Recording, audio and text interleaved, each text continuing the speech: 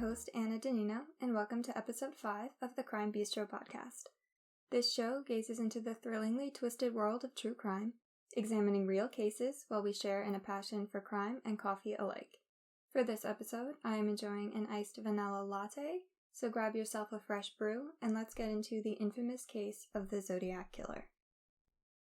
The Zodiac Killer is one of America's most infamous serial killers who was active during the 1960s and 1970s in the area near San Francisco. He murdered at least 5 people and mostly attacked couples in secluded areas. The Zodiac Killer is famous for the letters that he sent police following his crimes, and in one of his last letters to news media he claimed that he had 37 victims, but this number can likely never be confirmed.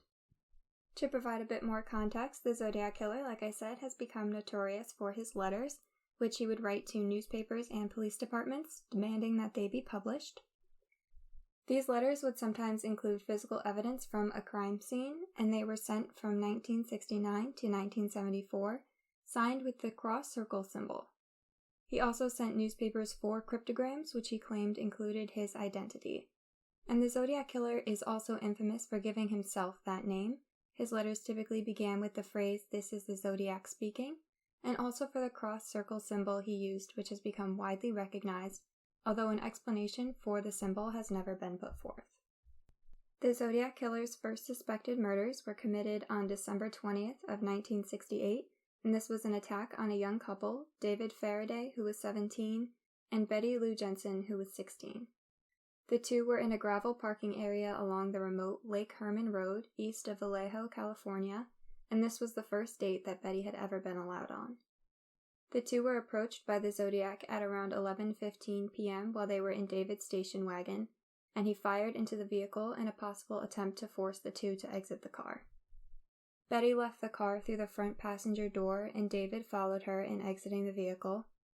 David was shot as he left the car, suffering 1 gunshot to the head at point-blank range, and he died within only minutes of sustaining this injury. Betty was shot 5 times in the back as she was trying to flee the scene on foot, and she also died instantly from her wounds. The weapon used in this attack was a .22 caliber semi-automatic pistol, and the ammunition was Winchester Western Super X copper-coated long rifle. One of the more disturbing aspects of this attack was the lack of indication of robbery or any other common motivation for attacks that are otherwise seemingly random. There was no motive for police to offer the families other than the simple enjoyment that the killer derived from their actions. Other suspects have been considered in these murders, and a former Vallejo Police Department detective named John Lynch even speculated that the couple was killed because Faraday had information about a major drug deal that he was sharing openly. People have also wondered about the Zodiac Killer's involvement because no letters or phone calls from the killer were received until months had passed since the crime, but when the Zodiac did take credit for the attack, they provided details that were not known to the general public. The second attack accredited to the Zodiac Killer occurred on July 5th of 1969 in the parking lot of Blue Rock Springs Park on the eastern outskirts of Vallejo, California. The Zodiac Killer again targeted a couple, Darlene Farron, who was 22, and Mike Majot, who was 19 years old. At the time, Darlene was married and working as a waitress at Terry's restaurant, and Mike was single, working as a laborer. Darlene's husband, Dean, was initially a suspect, as well as her first husband, whose name was James Crabtree, but they were both found to have no involvement. Mike did survive this attack, and he was able to provide police the full story of his experiences on that day. According to him, the two had parked at the isolated location to talk, when at about 12:10 a.m. a light brown car approached, either a Ford Mustang or a Chevrolet Covert. A man with a flashlight approached the two, and they prepared their identifications, thinking that he was a police officer. However, without warning, he opened fire on the couple. Initially, he fired 5 bullets in total, and then returned to his car. Mike exclaimed in pain, and when the man heard that he was still alive, he returned and fired an additional 4 shots, 2 at Mike and 2 at Darlene. Mike was able to get a good look at him when he returned the second time, and described him as a white male, approximately 5'8" or 5'9", in his late 20s to early 30s with a stocky build, round face, and brown hair. Darlene had been shot a total of 5 times and she did not survive her injuries, while Mike was shot a total of 4 times. And the weapon in this case was determined to be a 9mm semi-automatic pistol. About 45 minutes after the shootings, the Vallejo PD received a call from a man claiming responsibility for the crime. The man identified the weapon correctly as a 9mm pistol and also took credit for the Faraday-Jensen murders from December 20th. On July 31st of 1969, letters were sent to the Vallejo Times-Herald, San Francisco Examiner, and San Francisco Chronicle from a person claiming to be the killer in both crimes, including details that the killer themselves could only know. And I would like to note that police oftentimes keep certain details from the public for this purpose, being able to identify when a possible suspect has information that wouldn't otherwise be available. Each of these letters contained 1/3 of a cipher that supposedly, if it was solved, would reveal the killer's name, and this marked the beginning of a stream of letters that would continue for over 5 years, though the killer had not yet identified himself as the Zodiac.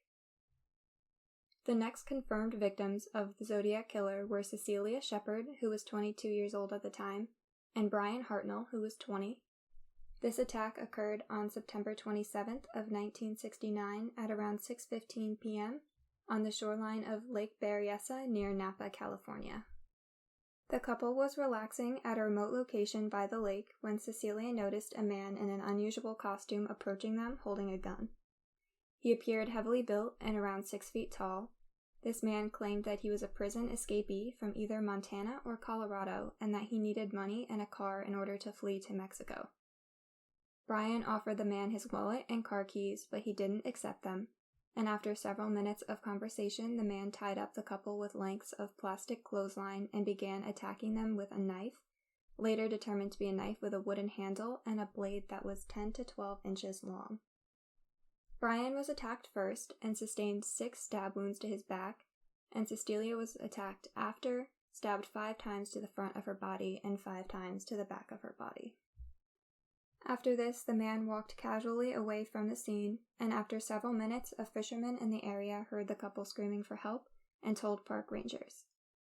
By the time that help arrived, the two had managed to untie themselves, and it took nearly an hour for the ambulance to arrive, at which time both Brian and Cecilia were in critical condition.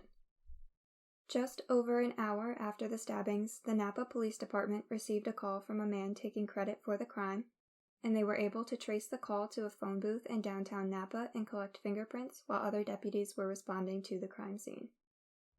At the scene, they found a message written on the car door that the couple had traveled in, including the dates of the 2 previous attacks and the cross-circle symbol. Tire tracks found at the scene showed that the attacker had parked behind the victim's car, and size 10.5 wing walker shoe prints were recovered, which police determined indicated that the attacker weighed over 210 pounds.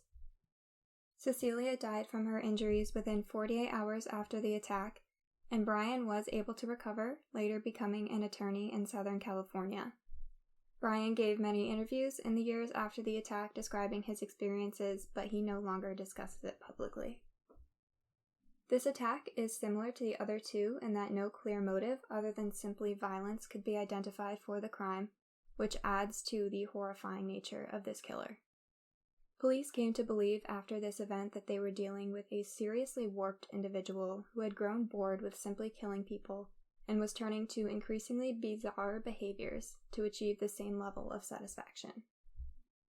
The final confirmed victim of the Zodiac killer was Paul Stein, who was killed on October 11th of 1969 at around 9:55 p.m. at the northeast corner of Washington and Cherry Streets in the Presidio Heights neighborhood of San Francisco. Paul Stein was a 29-year-old cab driver whose cab was hailed with the intended destination being Washington and Maple Streets. For an unknown reason, the cab ended up at Washington and Cherry Streets, which was a block away from this original destination. Paul was shot once in the head at point-blank range, and his wallet and keys were taken in the attack, as well as a large part of his shirt being torn off.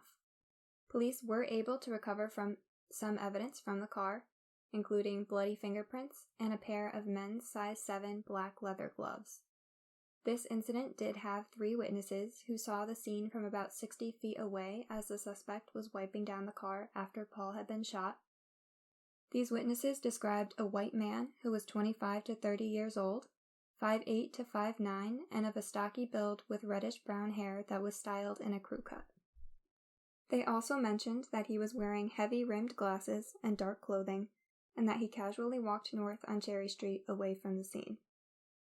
Frustratingly, the police dispatcher made an error describing the suspect as a black male adult, so when officers Donald Folk and Eric Zelms observed a white man walking east on Jackson Street, he was not stopped for questioning. However, the officers later realized that the man fit the correct description of the Zodiac killer. A search of the area was conducted after this, but nothing was found. Originally, police didn't consider this crime to be the work of the Zodiac killer, likely because it didn't fit his previous crimes and was an attack on only a singular victim. However, on October 13th of 1969, the San Francisco Chronicle received a letter from the Zodiac killer that contained a portion of bloody shirt and took credit for the attack. The shirt was tested, and it was found that it was in fact the missing fabric from the crime scene. The Zodiac later claimed that he had actually spoken with patrolmen that night and that he had led them astray in their search for their suspect, and this was confirmed about a month after the attack by Officer Folk. The famous composite sketch of the Zodiac killer was created a few days after Paul was killed, using the witness descriptions which was circulated through the entire Bay Area, and this case was actually closed in 2004, which was quite the controversial decision at the time, understandably. There are 2 other possible victims of the Zodiac killer, which are currently unconfirmed but are definitely worth mentioning. The first is Ray Davis, who was killed on April 10th of 1962 at about 11:20 p.m. in Oceanside, California. He was a cab driver for the Checkered Cab Company who picked up a fare at a downtown cab stand in Oceanside, notifying his dispatcher that he was delivering the fare to a location in South Oceanside, and that notification was the last that anyone ever heard from him. Ray's body was found the next morning in the upscale neighborhood of St. Malo, and he had been shot twice by a .22 caliber gun from the back seat of the cab, sustaining gunshot wounds to his head and his back. His body was found disposed of in an alley, and the killer escaped in the cab, leaving it at 400 South Pacific Street. In this case, Ray was not robbed, so no clear motive was ever able to be identified, which is consistent with the other Zodiac attacks. And other similarities with the Zodiac killer cases include that the killer called the police in advance to warn them that he would be committing a crime, then called again after Ray's death to threaten targeting a bus driver. Additionally, the use of a .22 caliber weapon and long rifle ammunition in the same crime is consistent with the Zodiac killer's other attacks. Another likely victim of the Zodiac killer was Sherry Josephine Bates, who was killed between 9:23 p.m. on October 30th and 12:23 a.m. on October 31st of 1966 in an alley on the campus of Riverside City College in Riverside, California. She was found stabbed to death multiple times with a short-bladed knife, and her throat had been cut, but there was no evidence of robbery or any other clear motive for the crime. A men's Timex watch was found at the scene, along with a military-style heel print that indicated a size 8 to 10 shoe. The watch was found to be of military origin, and it was ripped from the perpetrator's wrist during a struggle and stopped at 12:24 a.m. However, the exact time of the crime is still unknown. In November of 1970, Zodiac detectives from the Bay Area met with investigators from Sherry's case, and they concluded that the Zodiac was the killer. The Zodiac killer sent a letter to the Los Angeles Times that was postmarked March 13, 1971, claiming responsibility for the crime. Other similarities that indicate his involvement in this case is a confession letter mailed anonymously to Riverside Police on November 29th of 1966, including details from the murder that hadn't been released to the public. In December of 1966, a desk in the college library was found with a morbid poem scratched into the surface, and that writing was attributed to the Zodiac. 3 other letters were sent anonymously from Riverside on April 30th, 1967, one of which was sent to Sherry's father, which have also been attributed to the Zodiac killer.